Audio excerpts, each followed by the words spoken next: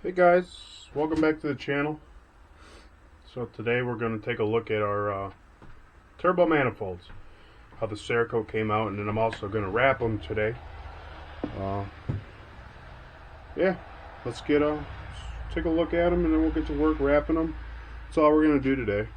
I mean, that's all I'm going to do today. I figured I'd document it or whatever. But yeah, it decided to snow, so snow really working outside on the car today. So we'll just do what we can inside. Talked to On3, and they said that hopefully my order should ship next week for the fuel system. So as soon as that gets in, we're gonna start putting the fuel hat together. I've had the pumps since like the beginning of, well, the middle of January. So yeah, we'll start putting that together. But yeah, let's get to work wrapping these, and we'll take a look at them first, and then we'll get to wrapping them. They came out really well.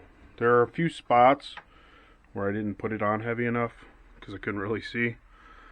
But yeah, it surprisingly, for being a shed paint job, the Cerakote lays down very well. It's well worth the 70 bucks to get the 16-ounce bottle. I'll have enough to coat my entire hot side, and then I do plan on also coating the hot side of the turbo, and then I'm even going to do the cool side, maybe. Still up in the air on that. But yeah, that's the turbo manifolds. So we'll get the camera set back up, and we will start wrapping them.